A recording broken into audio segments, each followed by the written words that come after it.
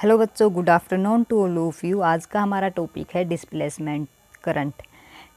सबसे पहले मैक्सवेल ने डिस्प्लेसमेंट करंट की डिस्कवरी की थी और मैक्सवेल ने बताया कि टू कैपेसिटर प्लेट के बीच में जो करंट प्रोड्यूस होता है उसी को बोलते हैं डिस्प्लेसमेंट करंट। यानी कि there is a another current is circuit which is called displacement current. यानी कि जो सर्किट के अंदर टू कैपेसिटर प्लेट के अंदर एक अनदर करंट होता है, जो करंट प्रोड्यूस होता है उसी को बोलते हैं डिस्प्लेसमेंट करंट। समझते हैं, थोड़ी डायग्राम देखिएगा। According to Ampere circuital law के अनुसार अगर हम पढ़ें तो देखो डायग्राम से समझते हैं। डायग्राम को अच्छे से समझना, तभी टॉपिक समझ में आएगा। देखो भाई, सबसे पहले डिस्प्लेसमेंट करंट में आपको याद रखना है कैपेसिटर प्लेट लगाई जाती है। डिस्प्लेसमेंट करंट में हमेशा कैपेसिटर प्लेट लगाई जाती है। ये लगा दिया आपने। इसके बाद देखिए, इसके अंदर ये बैटरी से कनेक्ट है। इस तरह से हमारा करंट फ्लो हो रहा है। ये करंट फ्लो हो रहा है, इसको नेम दे दिया आई। इसके बीच में जो करंट है उसको इसी को बोलते हैं डिस्प्लेसमेंट करंट। इसको नेम दे दिया आई डी। अब देखिएगा, यहाँ से करंट पास होता होता इस तरह से फ्लो हो रहा है। ये है हमारा कंडक्शन करंट वायर। यानी कि ये वाला जो है ये है कंडक्शन करंट वायर। ये करंट इस तरह से फ्लो हुआ। इन्होंने बताया, मैक्सवेल ने बताया कि अगर यहाँ से हम इलेक्ट्रिक फील्ड देते हैं तो हमें क्या मिलेगी? Magnetic field.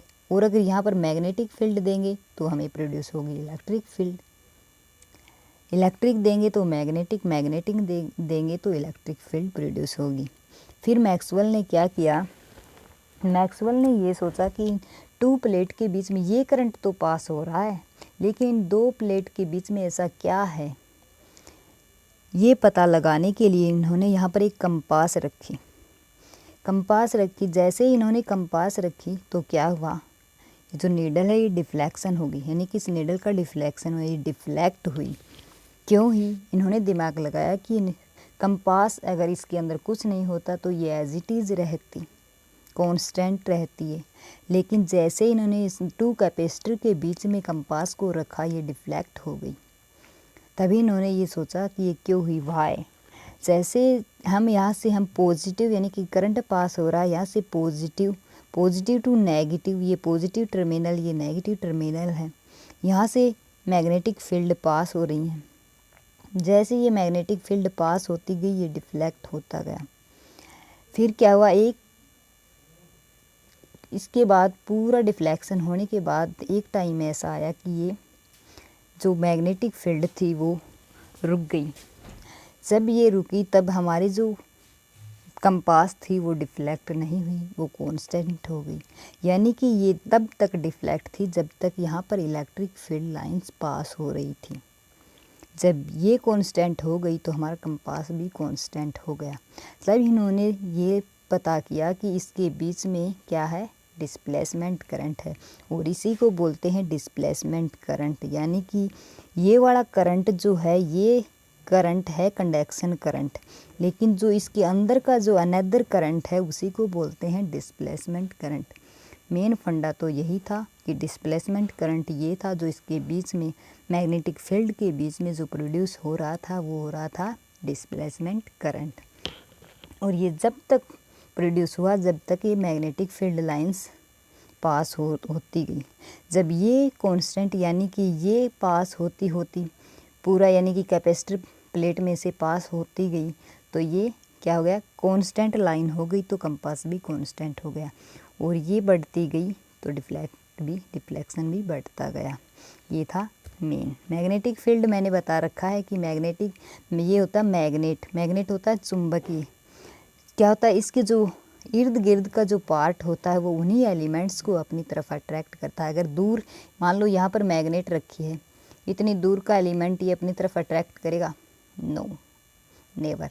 बिकॉज ये जो इसके अराउंड जो एरिया होता है उसी को अपनी तरफ अट्रैक्ट करता है। ये होता है मैग्नेटिक फील्ड। और इन्हीं के बीच के इस करंट को बोलते हैं डिस्प्लेसमेंट करंट।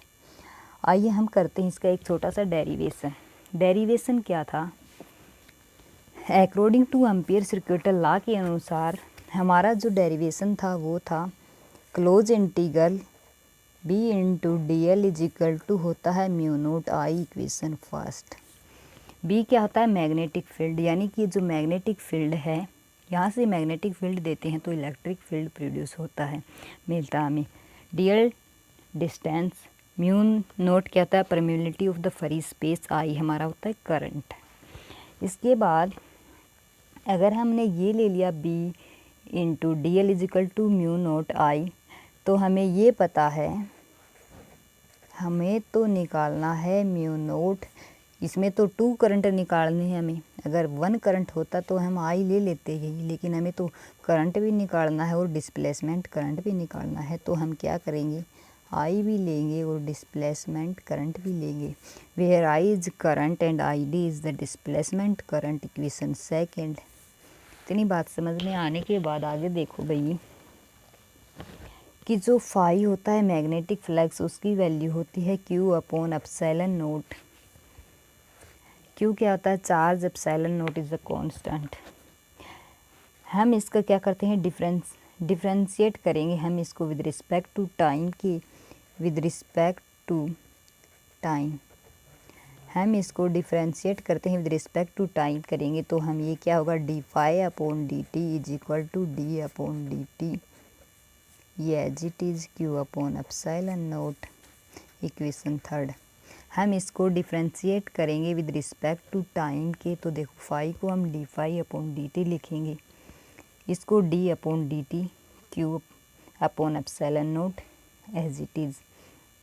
इसके बाद हम करेंगे कि ये हमारा एप्सिलॉन नोट जो है, एप्सिलॉन नोट है भैया, इसको इस साइड लेके जाएंगे, D phi upon D T is equal to ये रह गया D Q upon D T. जो एप्सिलॉन नोट था इसको इस साइड लेके गए, एप्सिलॉन नोट ये as it is equal to D Q upon D T. इसके बाद जो हमारा करंट होता है वो होता है Q upon time, where Q होता है चार्ज, टी होता है टाइम, आई होता हमारा करंट। ये फॉर्मूला होता है I is equal to Q upon T. इसके बाद हम क्या लिख सकते हैं, जो करंट होता है वो क्या होता है, क्यू अपॉन टी, ये क्या है, क्यू अपॉन टी। ये तो डिफरेंशिएट में है तो हम इसको लिख सकते हैं D Q upon D T, यानी कि ये जो ये वाली इक्वेशन, इसको हम लिखेंगे D Q upon D T को हम लिख सकते हैं I D.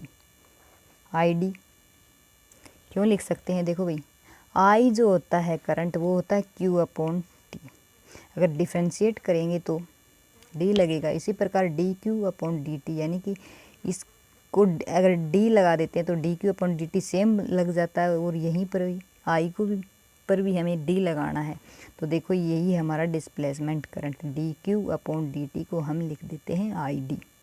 I D is displacement current. इसके बाद इस इक्वेशन में पुट कर देनी है, ये देखो कैसे, जो हमारी D Q upon D T की वैल्यू आई है आई डी, वो इस इक्वेशन में पुट करेंगे। ये इक्वेशन 5 लगा लो भाई, 5 पुट इन 4 में, तो देखो epsilon naught as it is D phi upon D T as it is equal to, इसकी जगह पुट कर देना है आई डी। क्या पुट कर देना है, आई डी। ये क्या हमारा डिस्प्लेसमेंट करंट निकल गया। इसके बाद जो ये वैल्यू आ गई हमारी, इस वैल्यू को यानी कि इक्वेशन 6 को पुट करेंगे इक्वेशन 2 में।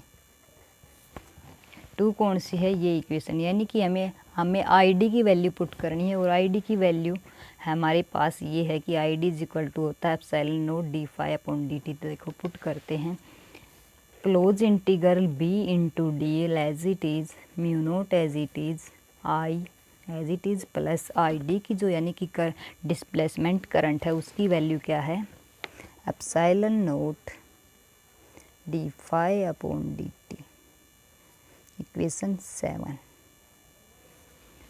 और यही था हमारा एम्पियर मैक्सवेल का रूल, यानी कि मैक्सवेल का रूल भी यही था और डिस्प्लेसमेंट करंट भी यही है। और जो एग्जाम्पल होते हैं, एग्जाम्पल में जो मेन फॉर्मूला होता है हमारा,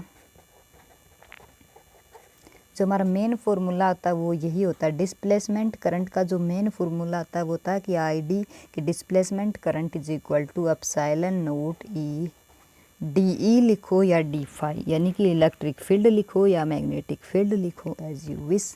तो DE अपॉन DT या फिर लिख सकते हो एप्सिलॉन है भैया, epsilon naught E D phi upon DT, ये आपकी मर्ज़ी है, आप कुछ भी लिख सकते हो, ठीक है।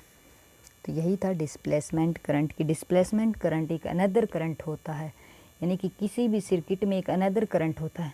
वो करंट तो होता है जिसको हम वायर में से पास करते हैं, वो तो करंट है, लेकिन एक अनदर करंट होता है, यानी कि टू कैपेसिटर प्लेट के बीच में जो करंट होता है उसी को बोलते हैं डिस्प्लेसमेंट करंट। यही था हमारा आज का टॉपिक।